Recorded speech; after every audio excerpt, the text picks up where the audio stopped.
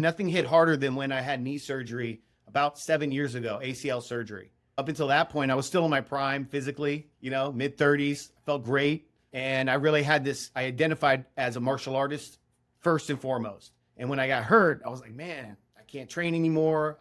For a month, I couldn't even get on the mat and teach, really, couldn't walk. And so I had to rely on my team. And it was at that moment when they had to really step up that I realized they could handle a lot more than I was giving them credit for. That's when I said, oh, I need to step back.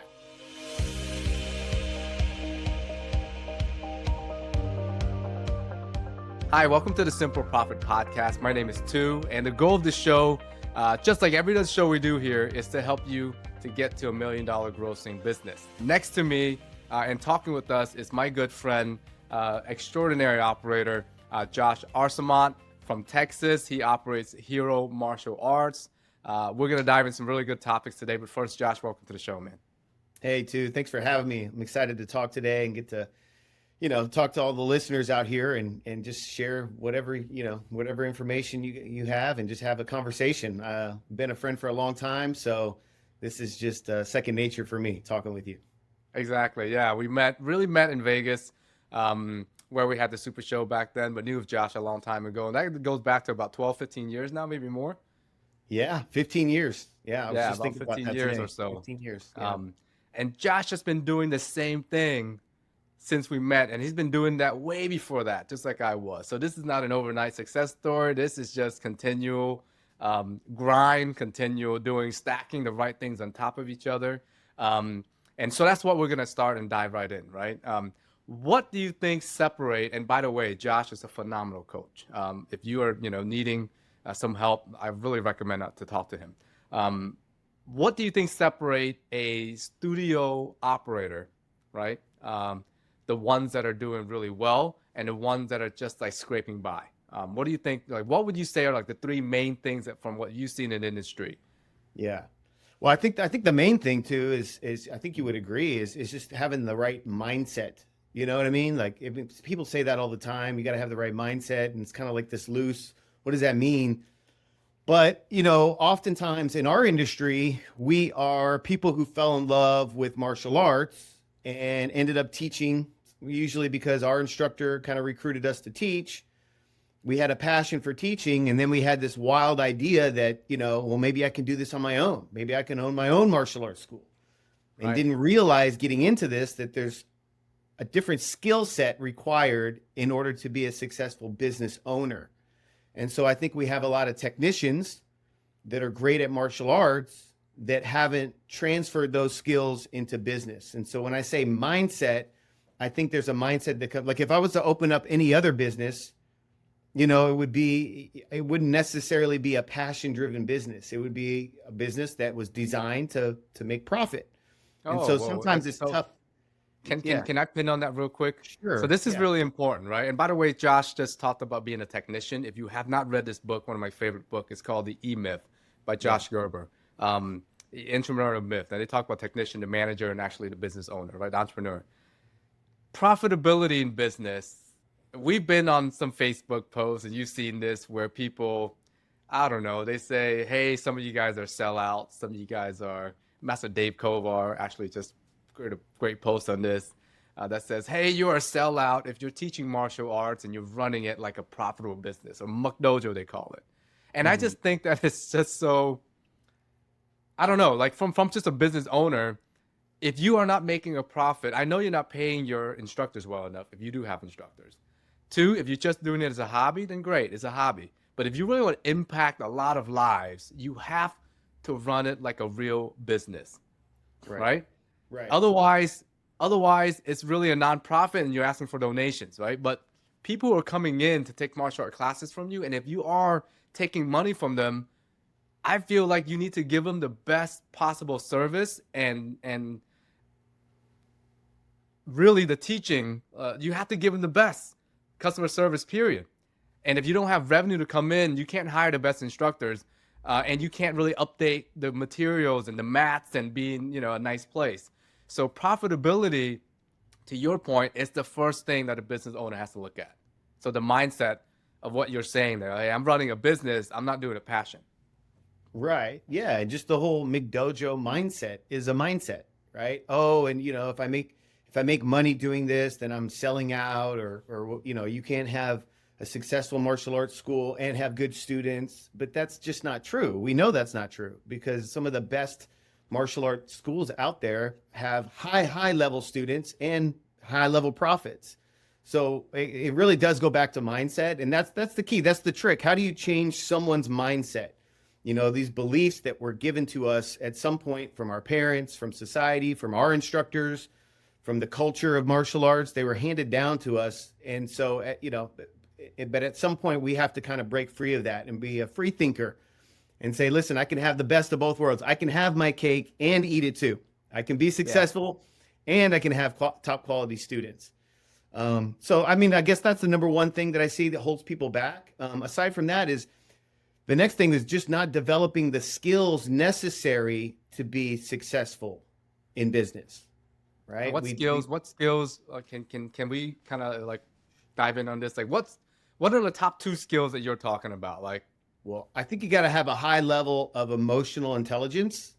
I think to be a great leader and to lead people and to attract people, high quality people, you have to have a high level of emotional intelligence. And to me, what that means is understanding yourself and your emotions and labeling those emotions correctly, but then also understanding other people. And part of that is understanding the way you require to be led or the way you want to be talked to. What motivates you doesn't always motivate other people. And, I see a lot of leaders out there trying to teach the way they were taught, teach the way they want to be taught. And that doesn't necessarily work with every student. And it's the same thing in leadership.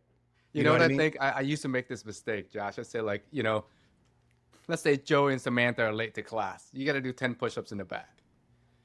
Well, shoot, Joey and Samantha are 7, 8 years old. It's not their fault that they're late. Their parents got them there late. You know what I mean? Right. And we're making the kids pay for it. And I think that's part of like understanding. And of course, Joey and Samantha quit a month later. They're not motivated to come to class. Well, why would I come to class if the first thing I do is get pushed up and get yelled at? Right. Rather than being like, hey, Joey, man, I'm so happy you're here. Let's come on in. Let me catch you up, right? So to your point, the way that we were taught 20, 30 years ago will not work now. It cannot work now. Right. Yeah, it's in some kids, you raise your voice and you kind of get stern with them. You tell them, straighten that leg, do this, and they love it. I was one of those kids. I love that. I kind of like the military aspect of it, right? Like I needed that. But other kids, you do that and they cry. And it's the same, but they're just people. And people grow up. And staff are the same way. So you have to learn to like what motivates one person doesn't motivate another. And so having a high level of emotional intelligence as a leader, I think, is a good skill to have when building skills to run a business. The next thing is I think you just need to have a good amount of, I didn't go to college. I kind of learned on the job, but I was self-educated in many, many ways. Listening to a podcast like this, I've listened to a lot of your I've taken notes on a lot of your podcasts. I've had some amazing guests. But I mean, I'm not just saying that. That's true. But many other podcasts and books. So there's a lot of self-education. Going to seminars in the industry.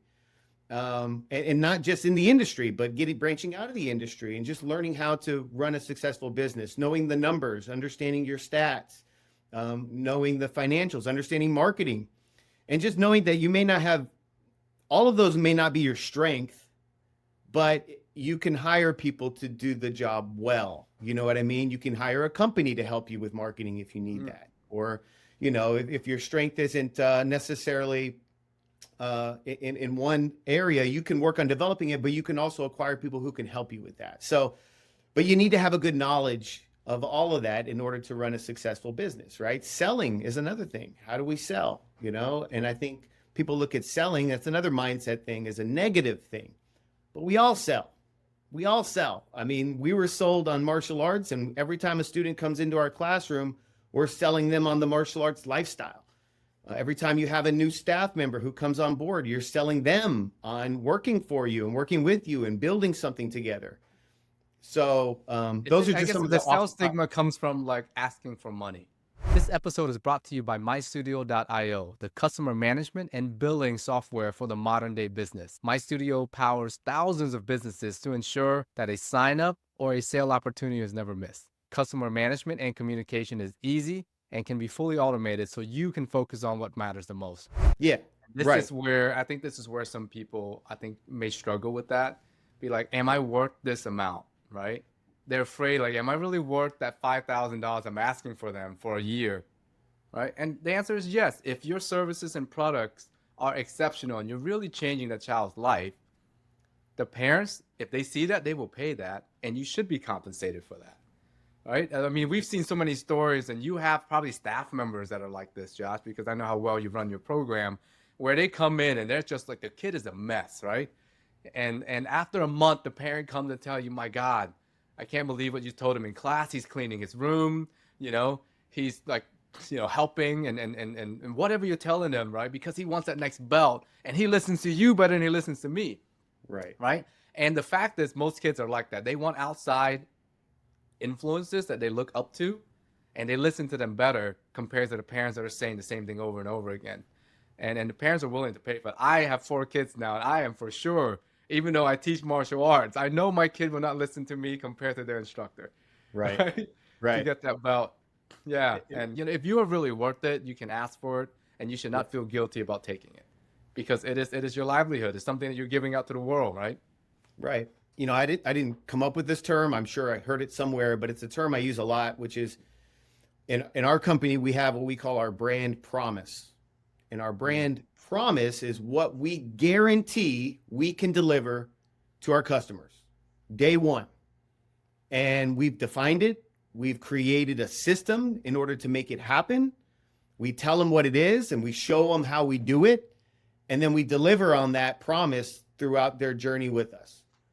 But if your promise is valuable enough, then you can then justify charging enough. And I think a lot of times with martial arts school owners, they think they're just teaching martial arts, like and that's valuable, but only to a certain extent. Like, how many people actually want to take martial arts at any given time, But like in our case, we have a brand promise. One of our we have 4 of them, but one of them is we build confidence. Well, everybody says that, right? We build confidence. Well, how do you build confidence?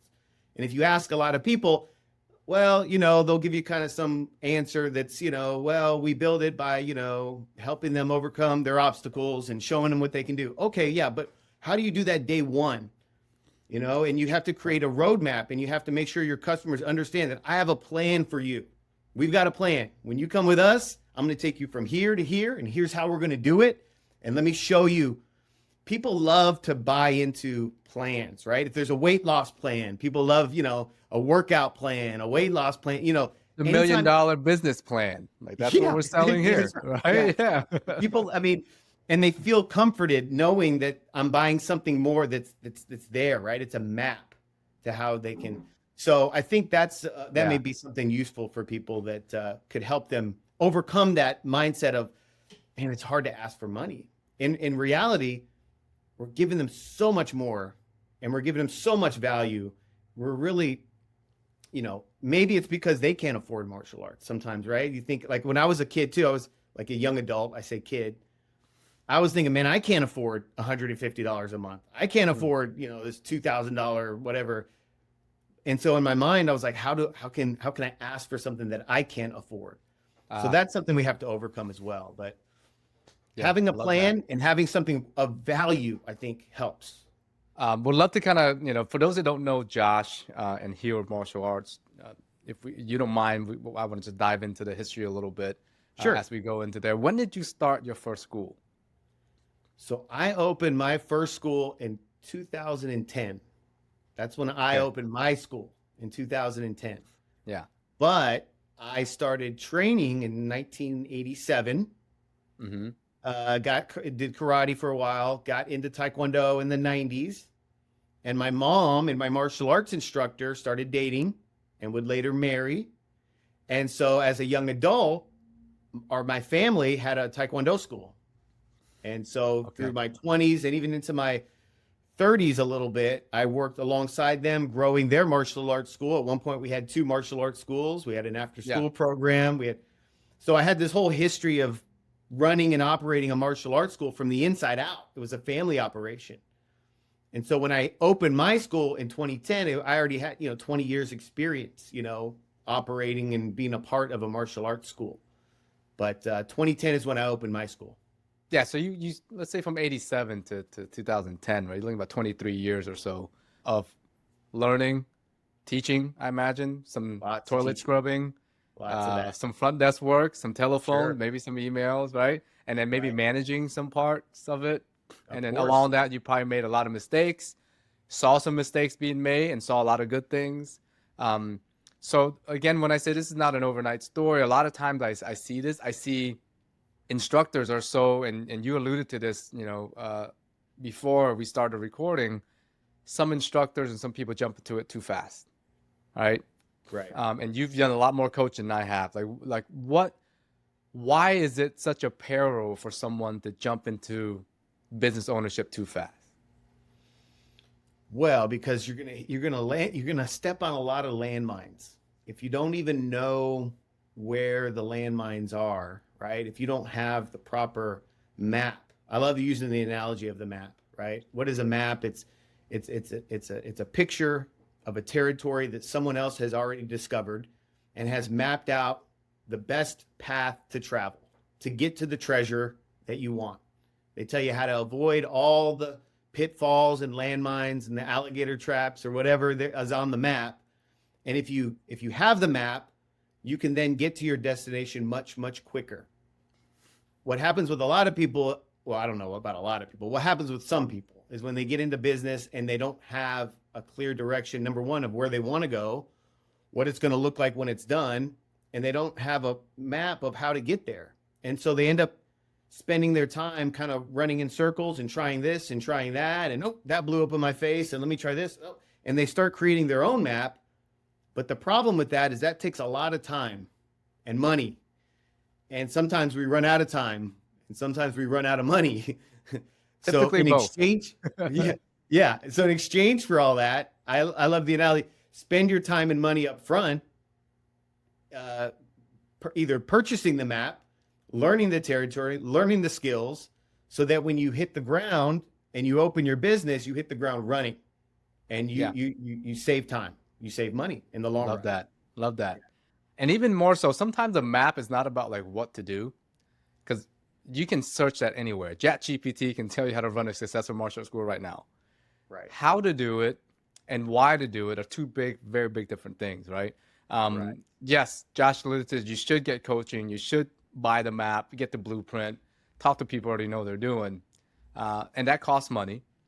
The second part is you can actually work for a very successful martial art organization and get paid to learn all of these things, right?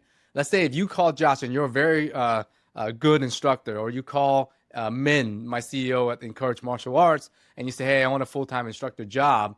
And they say, wow, this person's a phenomenal instructor, right? And you're like, well, what if they know I'm going there to learn everything they have and I'm opening my own school? We don't care.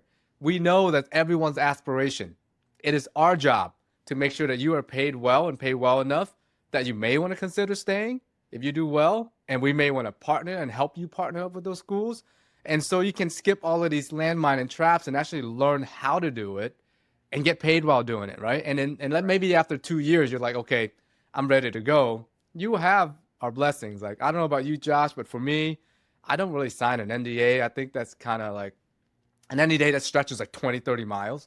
I think that's unreasonable. Like, we do have an NDA about 2 or 3 miles because that makes sense, right? I mean, people are coming from 2 to 3 miles. So the conception of people are like, oh, I don't know if I come to a successful martial arts organization, will they allow me to work and will they tell me so-called secrets? There are no secrets. It's just hard work, and it's just like day-to-day working, because all of the successful tactics are already out there. If you listen to all of these episodes here, you got them, right? Really, it's about how to do it, and can you do it over a sustained period of time? Right. And I think the benefit, there's a benefit to being a part of a team, a winning team. I've learned this in many, many different ways, especially when I was a competitor. You know, it's like you're only as good as your team. You can only get so far trying to do something on your own. You need a great coach and you need a great team surrounding you. I would have happily stayed at my family's martial arts school had I been provided with an opportunity. And so in many ways I was kind of forced to open my own martial arts school. So to your point too, I don't make anybody sign anything. You know, if they ended up wanting to leave and open their own place, that's fine. They can do that. You're on your own. I wish you luck, but you can do that. But I think what ends up happening with us is that most of our staff members, our team members, they don't want to leave. You know, there's a benefit to being a part of a team. Like you can take vacations. You know what I mean? You have someone to fill in for you. If you're doing this all on your own, you don't have that option. You know, you don't have that ability. And your name is not on that lease, which they'll come after you. That's right. Yeah. You know, there's a huge risk to it. But there's risk and there's benefits in both of that. Of course. So Josh opened up his school in 2010. When did you buy the building that you were in, or did you already buy that? Or did you move location? Because we're getting to another level of ownership now, right? Where I told Josh, I'm like, man, I want to be like you, Josh. Like, I want to be able to I want to be able to have a say in how much rent I pay to myself when I own the building, rather than uncontrollable rent that is forced upon by whoever, right? Yeah. Well, so we acquired the building in 2012, I believe, or 2013. And it was kind of one of those things where I didn't necessarily plan on it initially. Long story short, basically what ended up happening, we were in this building. It's a warehouse building. There's two of them, 10,000 square feet on one side, 10,000 on another. There's a bunch of tenants, but parking was limited, very limited. And it was really holding us back from expanding and growing because only so much parking, only so many students you can handle. So I was doing private lessons at the time with a broker here in Houston, and I was teaching this kid and teaching him as well. And I got to talking with him about, you know, the parking here is horrible. And he's like, well, have you ever thought about just buying the building, just making an offer to the owner and just buying the building and doing whatever you want to the parking, you know, rolling some upgrades into, you know, into the purchase. And I was like, well, yeah, that sounds great. I mean, I don't know. Yeah. Can you? So he's like, I'll do it. I'll call him for you, basically. And so he called him for me. And long story short, you know, the owner of the building was, you know, in their 70s and, you know, was kind of like thinking, well, I'm ready to retire and not have to manage this place anymore. And so they were looking to get out of it. So I think there's a lesson there, you know, that, you know, sometimes you have to, you don't just wait for opportunity to show, you have to kind of ask. You got to take advantage of the opportunity and make it happen, you know, and there's people ready to sell at any given time. So we bought the building. It was us and some partners, because at the time I needed $400,000 to purchase a building. It was a little over $1 million purchase, and I didn't have that money at the time. I mean, I was like 3 years into starting my business. I had saved up. Most people don't have 400,000. Yeah, I didn't have it. So long story short, we got a team of people together, and I'm 28% owner in this building, you know, right now. But back to my point, if I didn't have the team around me, we wouldn't own anything. It took a team of people. I think there's two things here, Josh. One is like, yes, let's call to buy the building. And then when the guy comes by, you need 400,000. You'd be like, well, I don't have 400,000. That's not going to work out. You actually got a team together to come up with that. So, I mean, a lot of things will take away from there, right? But you can kind of understand where Josh is going with this. I've met your team, Josh, a phenomenal team. I see him continually. And recently, I don't know, not recently, but you opened up another location. What drove you to that decision? Why? And then, let's start there. Like, why a second location? Yeah. So the why 100% was for my team, is because we were growing a team. You know, a lot of these instructors have been with me since they were kids. And, you know, in the beginning, they're teenagers, young adults. They don't require a lot of pay. You know, their skills are very limited. But 10, 15 years into this, those teenagers are now in their mid-20s, having kids, getting married, pushing into their 30s. And what they require, you know, as far as making a living and pay, and now their skills have gone up, it's just we could only afford to pay so many, only so many people could eat off one location and have a successful, you know, Right. career.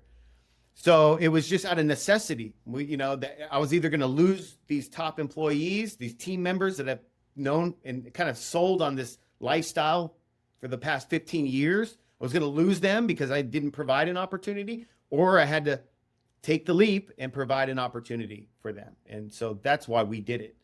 Honestly, I didn't want the headache. I was really comfortable where I was at, and, but it ended up not being that big of a headache because I did it the right way and we had the right people in place. As you know, when you do it right, it's not necessarily more work for you. It is more stress in the beginning, but not necessarily more work. They're the ones that take ownership of that location. Over the past 2 years, I think I've taught maybe a couple classes there in total. Yeah.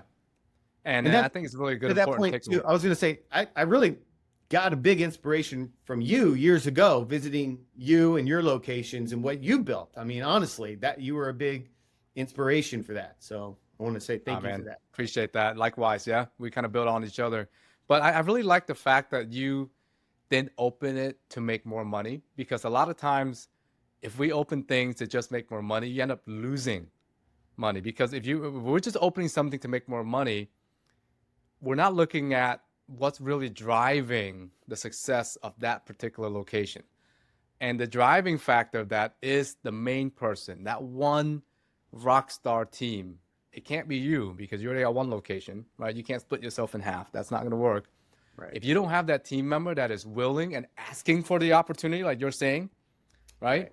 I don't think it would work, because now you're trying to fill somebody in there. It's a great location. I'm going to make so much money off of this. But if you don't have that team member that's like, sir, I want an opportunity, and you're trying to kind of force it, maybe you're pulling your top person from your current location, put them over here, then this location is now, your current one is now struggling. So right. I love the fact that you opened it out of necessity, but in reality, you just had a team ready to go. Right. And that's a great point, because I kind of left that part out. Building up to that, this was something we were working towards for years. In the beginning, I was the man. I'm the one teaching the classes. I'm doing everything, you know what I mean? And little by little started bringing team members on to take over certain responsibilities. First it's the front desk, then it's, assisting with the little kids class, then it's taking over this class. And so I wanted to design the first location, our main location, as the prototype for what all future locations would be.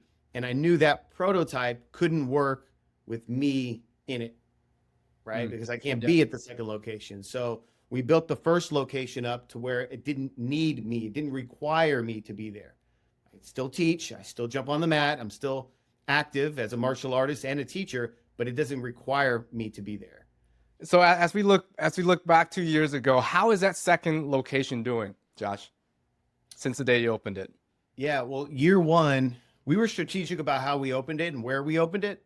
It's only 4 miles actually from our current location, but it's 4 miles, but it's like in a different neighborhood, a different area, right? Those people over there, they'll come over here and vice versa. But we did that on purpose because we were already really embedded with the school district that we're in now, Klein ISD. And we were working with many, many elementary schools, doing school talks and partners in education. So we opened that second location right on the end of our current school district. We were already in the schools out there, but when we would go to those schools, those families wouldn't make the drive. So we knew we had an opportunity. So we opened that location. So with all that being said, we got to wow, what did we got to? We got to 100 students, 200. I think it was 200 students within the first year. Crazy. Wait a minute, 200 students within 1 year. Yeah, but see, a lot of our students transferred. Not a lot, but we had maybe 40 or 50 students transfer to the new location because it was just closer. And that opened up space in your current location, right? Because you're kind of at the seams at that point. That's right. Yeah, we could afford to have it be a spillover school. And that's another thing I see people do when I talk to the martial arts school owners who own multiple schools. They open the next school like an hour away in the next town over, like 2 towns over, and they're still teaching at the first school. So they're bouncing back and forth and teaching here one night, teaching there one night, and really tough to manage. But yeah, we built the school up really quick, and we did it through working with the schools, like I mentioned before, doing school talks and, you know, we call them mass intros, you know, mass enrollments, and just built it up super fast. And so that school's doing actually really well now. Now it's kind of stabilized here recently. So we're sitting at around 230 right now. And, you know, our goal is to be higher, but if I open up any school and I can be like, well, you know, like 200, I'll be like, yes, let's do it. You know, yeah, that's a solid number. So stabilizing at I wouldn't call that stabilizing. I think 230 is doing quite well on that. So amazing, amazing, man. So my team wants more. You know what I mean? Like we want to, in order to give them more, we want to grow more. So I think we're going to get to. You have to kind of keep pushing and keep growing. If the point is to make sure that it continues to grow, right? Because everyone wants to grow in the income they bring in the next level that they can go up, etc. So beautiful. Yeah. You started coaching. I mean, you've been sharing so much content online. First of all, you're testing for your black belt coming up soon. Not your first black belt. What degree is this, Josh? This will be my 7th degree black belt. Okay, so grandmaster level. Yeah, is this Taekwondo based or? It's kind of our blended system. There's a Taekwondo fundamental foundation to it, but I also have like black belt in jiu-jitsu and you know. So you're like breathing and living the life here, right? If you haven't followed Josh on social media, I recommend that. I mean, it's incredible stuff. His fitness and how he's training. So congratulations, your upcoming tests. Thank you. Here's that's phenomenal. We're leading by example, right? Yeah. As long as they stay healthy. We're a lot different than when we're 20s, right? The test's gonna be different. I know that.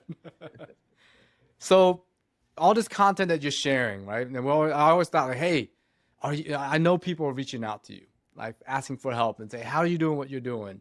Can you share more about the mentorship and the coaching that you're doing now? Mm-hmm. As obviously you don't need to do this. I know you don't need to do this. I know that you want to do this. Like, what's the drive behind that, and how's that been for you? Yeah, so Maya reached out to me a few years back, 2 or 3 years ago, and actually Mike Metzger with Maya reached out to me, and I've known him for years. Started working with as a client, got back with Maya 2021, kind of in preparation for me opening my second location. Kind of wanted to dive into, you know, getting the map like I talked about, just making sure I had all my dots, you know, and T's crossed and all that. So 9 months in, Mike Metzger calls me up and says, hey, you know, listen, we'd love for you to be a consultant. And my initial reaction and answer for him was, I'm not interested. You know, honestly, I have my own lane here. You know, I want to grow my school. My obligation is to my staff, my team, and my school. And I really wanted to just put all my energy into that. But he was persistent. He kept calling, he kept asking. And so I did some soul searching, and I asked myself, like, why don't I want to do this? And I really came to this conclusion too. It was like, the reason, hold on. The reason why you don't want to do it, because it's hard. And people some people will not follow your directions and they won't do it. Yeah, that's why. I'll just stop right there. Yeah. But anyway, soul searching. And it was soul searching. Yeah, that's a big soul search. But also it would take a lot of time. You know what I mean? I was comfortable. I built this and designed this life, and like now I gotta work more, you know what I mean? And be on the phone. Yeah. So that was one of the big reasons. But honestly, you know, I said, where is my talent in life? And I really think it boils down to this. I tell my team this all the time. I tell them, don't chase your passion. I was like, your passion, you may be great at breakdancing, you know, but that's not going to make you money. You may be great at being a DJ, but that's, you know, you're not going to be the best DJ in the world. I'm great at martial arts, but no one pays me to do martial arts. See, there's a misconception. People think you do what you love. Yeah, but no one's paying. People are paying me to teach martial arts. There you go. Yep. Well, my talent is teaching. So I tell everyone, chase your talent. Your talent is what's going to set you apart from everybody else. Your talent's going to bring you to the top 10, top 1%, and bring you the accolades and bring you the income and the money. Just so happens. So what you're saying is, I want to break this down because this is this is the first time I'm hearing this, Josh. passion is something that you really love doing and you will do for free. Right. Talent is something that you innately have, that you do well, that other people will pay you Right. to do, right? Right. So sometimes there's an intersection. Yes, sometimes there's an intersection, right? In this case, you're a good martial artist, but you're not fighting MMA or the top fighter in the world. Right. You're teaching what you know, and that's the talent people are paying you for money. Work on that, right? So again, passion, if your passion does not bring you money, you're saying don't chase that. That's what I'm saying. Okay. Or find an avenue where the talent and the passion meet, but the talent is what you need to look. You need to dive into the talent, lean into that. Yeah. And so coaching people, being a consultant is a form of teaching. It's what I do. It's my God-given talent. And so it's a transferable skill.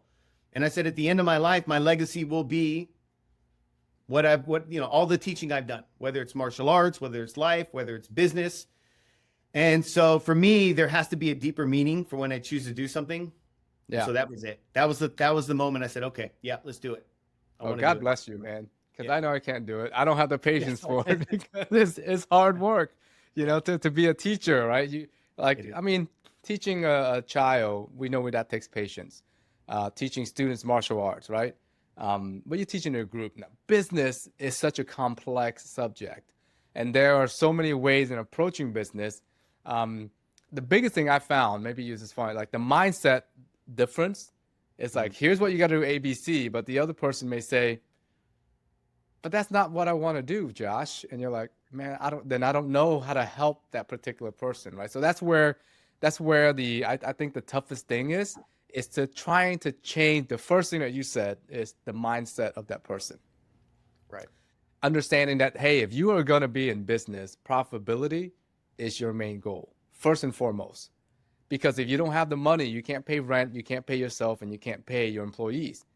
Once you have profit, if you don't feel good about taking that profit, reinvest that back. Reinvest that back into your school. Pay your staff more. If you feel guilty about taking that money, give it to me, man. I'll love it, and I'll help you in some ways.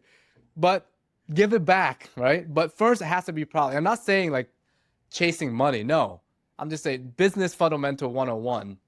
Nothing happens until sales is made. Like, you got to sell something. It is, yeah. And you have an obligation to do well for your team. Even if you don't have a team, like you have an obligation to your family. You got an obligation to yourself. You know what I mean? Like it's okay to have both. And something you said too made me think of this. Like, I think when we design a business and we think of like, okay, I'm going to design a business and what do I want it to look like? And, someone posted on social media, like if you had $1 million, how would you invest it into your martial arts school? And it's like, people think about their business and all the things they want, but you have to first start with your life. You design your life first. What do you want your life to be like? And then design a business that supports the lifestyle that you want. You know what I mean? And so otherwise your business owns you. It does. Not the other way around. Business dictates your lifestyle. And that's the trap. That's the trap. We paint ourselves into a corner. I've done it, and I've seen it happen many, many times. Luckily, I got out of the corner and I, figured it out. But that's the key, I think. Design your life first, then build a business that supports the lifestyle. Perfect. So we talked about a lot about like, when to start your business. Don't jump into early, like, the mindset.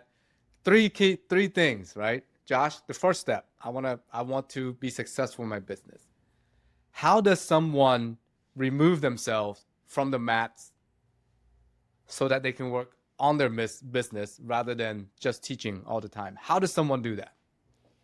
Well, I think step one is you have to understand what all needs to be done in your business.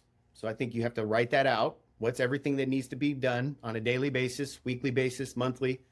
Write it all out, and then create positions in your company. The way I look at a company, create positions for each one of those set of tasks. So maybe you call it a front office person or a program director, assistant instructor, janitor, head instructor, whatever it is. Owner has its own position, skills and requirements up here. And then you have to start hiring and or training people for those positions. And I think the first person you really need in a martial arts school is someone to take care of the front end. The taking the payments, answering the phone calls, signing people up, handling cancellations, and that'll remove you from having to do that. And then you can focus on where your talent is, which is martial arts, teaching the classes, right? Your talent wasn't, hey, I'm really good at sales, so I'm going to open a martial arts school. So I think that's step one.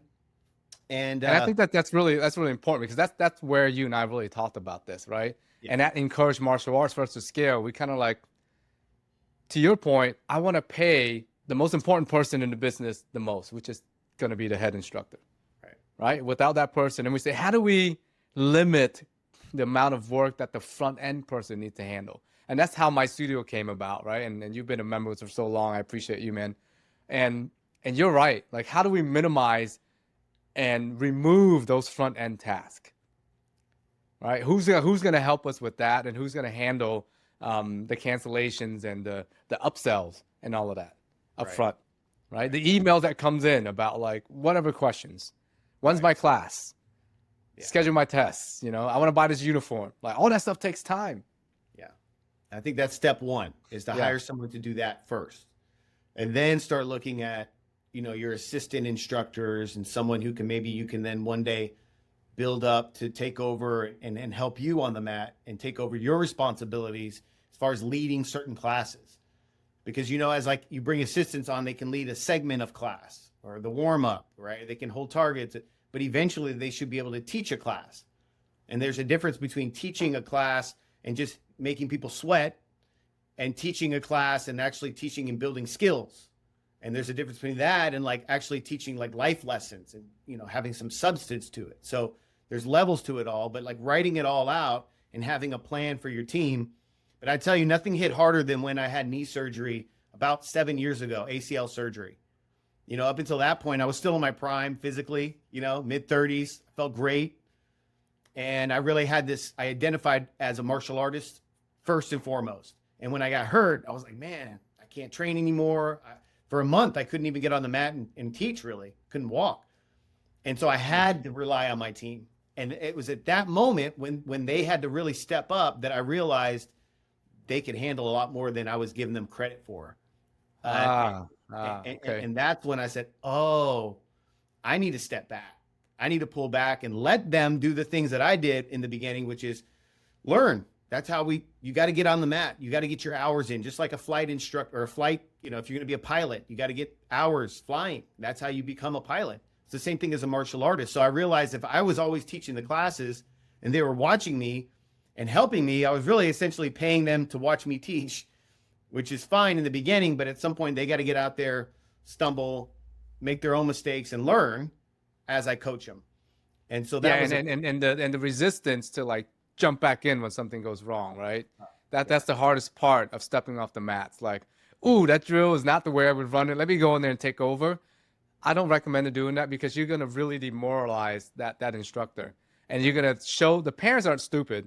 When they see you do that, they're like, ooh, that's not a good instructor. The parents lose trust in that instructor. So the best thing that we can do in that particular spot is work on your business, right? And then that's when you do coaching afterwards.